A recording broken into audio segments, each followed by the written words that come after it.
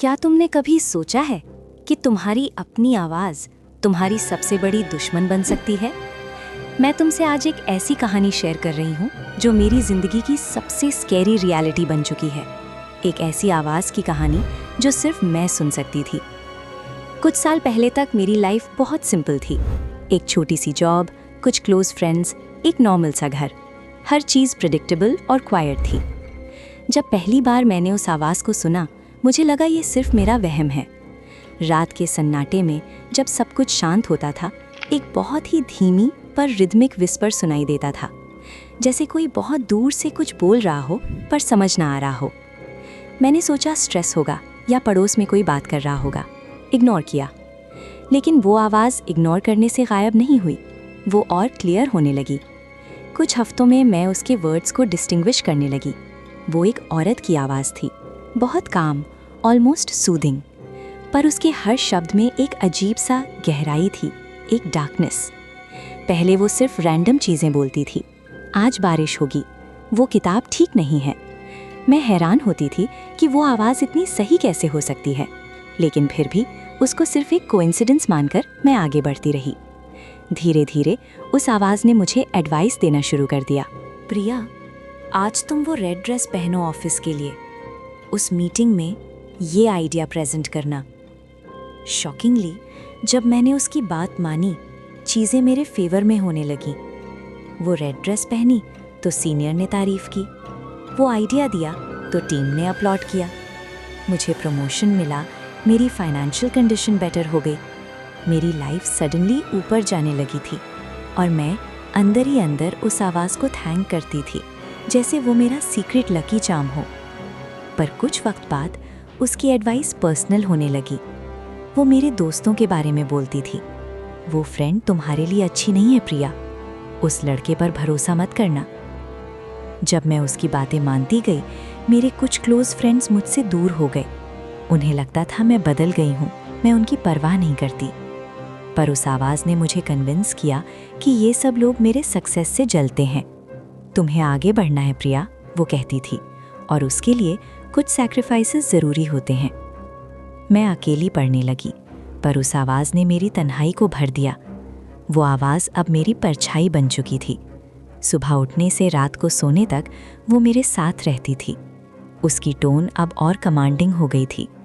प्रिया, तुम्हें वो प्रोजेक्ट किसी भी हाल में पाना है, उसकी फेलियर तुम्हारी सक्सेस है। वो मुझे ऐसे काम करने को कहती थी जो एथिकल नहीं थे।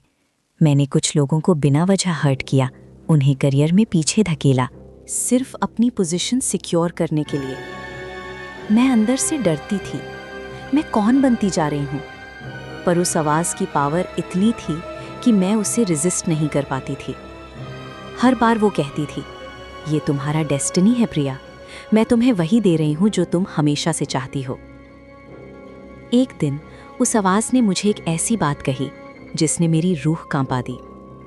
वो बोल रही थी, तुम्हारे रास्ते में अब सिर्फ एक ही इंसान बचा है जो तुम्हें वो सब कुछ पाने से रोक रहा है जो तुम्हारा है, उसको हटा दो। मैंने पूछा, किसे? उसने एक नाम लिया, एक ऐसा नाम जो मैं सुनकर ही हिल गई। नहीं, मैं चीखी, मैं ऐसा नहीं कर सकती। वो आवाज़ उस दिन पहली बार गुस्से में बोली, तुम्हें करना होगा प्रिया, वरना तुम सब कुछ खो दोगी जो मैंने तुम्हें दिया है। मैं भागकर अपने घर के बाहर आ गई। सन्नाटे में भी वो आवाज़ मेरे कानों में गूंज रही थी। मैं पार्क में जाकर एक बेंच पर बैठ गई और गुस्से से, डर से, फ्रस्ट्रेशन से अपने कानों को ज़ोर से दबाने लगी। चुप हो जाओ, मैं खुद से बोल रही थी, मुझे और कुछ नहीं सुनना। पर वो आवाज़ और तेज़ होती जा रही थी। तुम मुझे कैसे रोक सकती हो प्रिया, मैं तो तुम ही हूँ। और तब उस दिन मैंने आईना देखा।